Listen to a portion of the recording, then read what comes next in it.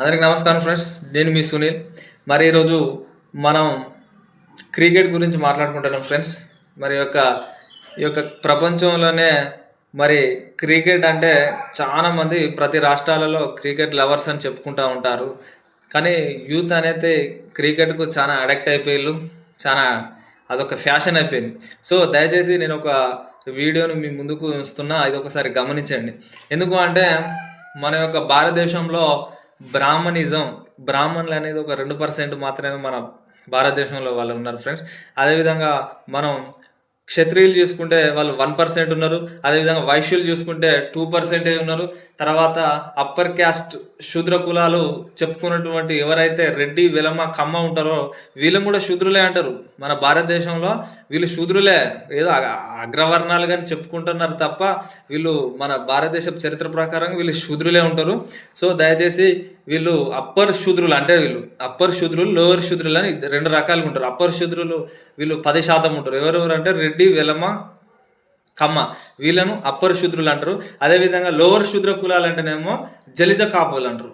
మన భారతదేశంలో జలిజ కాపు అని ఉంటారు, వాళ్ళు 10% ఉంటారు. సో అదేవిధంగా మరి బీసీలు అంటే ఒడ్డరోళ్ళు కావచ్చు, మంగళోళ్ళు కావచ్చు, కమ్మరోళ్ళు కావచ్చు, గౌండోళ్ళు కావచ్చు, అదే సాకలోళ్ళు కావచ్చు, మంగళోళ్ళు కావచ్చు, కురుమోళ్ళు కావచ్చు, యాదవులు కావచ్చు, మృదురాజులు కావచ్చు, చాలా ఇట్లా బీసీ వాళ్ళు మన తెలంగాణ, మన భారతదేశంలో చూసుకుంటే 44% ఉన్నారు. వాళ్ళ దాంట్లో 92 ఉపకులాలు ఉన్నాయి బీసీ దాంట్లో. సో అదేవిధంగా ముస్లిమ్స్ చూసుకున్నట్లయితే 8% ఉన్నారు. అదేవిధంగా షెడ్యూల్ తెగలు చూసుకున్నట్లయితే 7% ఉన్నారు. వాళ్ళ దాంట్లో 33 తెగలు ఉన్నాయి. అదేవిధంగా షెడ్యూల్డ్ కులాలు చూసుకున్నట్లయితే మరి వాళ్ళు 16% ఉన్నారు. వాళ్ళు 59 ఉపకులాలుగా చెప్పుకుంటున్నారు. సో ఇక్కడ క్రికెట్లో మరి ఎవరి మెజారిటీ ఎక్కువ ఉండాలి ఒకసారి ఆలోచించండి ఫ్రెండ్స్. క్రికెట్లో మరి ఇప్పుడు మన భారతదేశంలో ఇప్పుడు మాది వచ్చేసి పామ్నూరు విలేజ్, మా యొక్క మండలం స్టేషన్ గన్పూర్. ఈ స్టేషన్ గన్పూర్ నియోజకవర్గంలో ఒక ఎస్సీ క్యాండిడేట్ నిలబడాలి. అదొక రిజర్వేషన్ కాబట్టి ఎస్సీ క్యాండిడేట్ నిలబడాలి, వేరే క్యాండిడేట్ నిలబడే అవకాశం లేదు. సో అదేవిధంగా క్రికెట్లో మన భారతదేశంలో జనాభా రీత్యా చూస్తే ఎవరు ఉండాలి? బీసీలు ఉండాలి. 44% చెప్పుకున్నటువంటి బీసీలు ఉండాలి.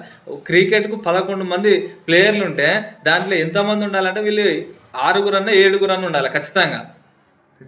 బీసీ జనాభా చూసినట్లయితే 44% వాళ్ళు ఉంటే క్రికెట్లో కూడా వాళ్ళ 7-6 మెంబర్స్ ఖచ్చితంగా ఉండాలి. మిగతా వాళ్ళు ఎవరు ఉండాలి? ఎస్సీ వాళ్ళు ఉండాలి.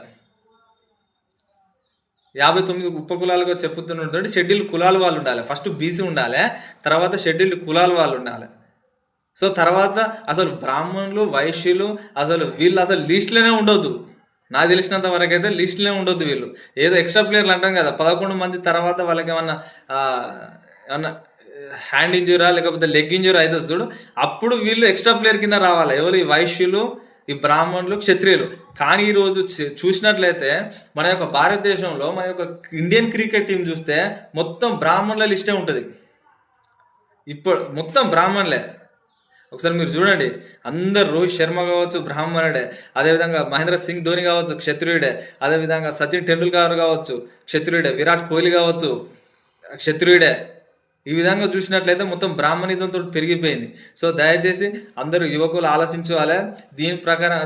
దీనిలో భాగంగా ప్రతి ఒక్కరు ఒక ఉద్యమం చేపట్టాలి. ఈ రిజర్వేషన్ ప్రకారం అయితే బ్రాహ్మణులు ఎందుకు క్రికెట్ ఆడుతున్నారు? వాళ్ళే ఎందుకు అంటే ఇప్పుడు మన బీసీ వాళ్ళకి ఛాయిస్ ఇస్తే ఖచ్చితంగా క్రికెట్లో వాళ్ళకంటే కూడా 6 బాళ్ళకి 6 సిక్స్లు కొట్టేటోళ్ళు కూడా బీసీలు ఉన్నారు. క్రికెట్గా ప్రాణంగా పెట్టి ఆడేవారు కూడా మన బీసీలో ఉన్నారు. మన బీసీ బిడ్డలను వాళ్ళని మనం ప్రోత్సహిస్తే పోయి క్రికెట్ ఆడతారు ఖచ్చితంగా. వాళ్ళు కూడా ఇంటర్నేషనల్ లెవెల్లో క్రికెట్ ఆడే అటువంటి సత్తా మన బీసీ బిడ్డలకు ఉన్నది. అదేవిధంగా షెడ్యూల్ కూడా బీసీ బిడ్డలకు కూడా ఉన్నది.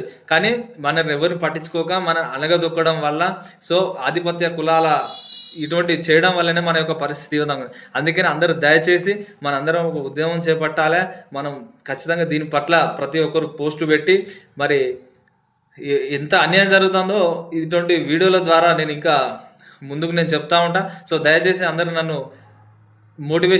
ప్రతి ఒక్కరిని మోటివేషన్ చేసి నేను ఖచ్చితంగా ప్రతి ఒక్కటి మీకు సద్వినియోగంగా ప్రతి ఒక్క వీడియోని నేను షేర్ చేస్తూ ఉంటా. సో దయచేసి ప్రతి ఒక్కరు ఈ యొక్క వీడియో నచ్చినట్లయితే లైక్ చేసి, షేర్ చేసి, సబ్స్క్రైబ్ చేయండి. Thank you friends.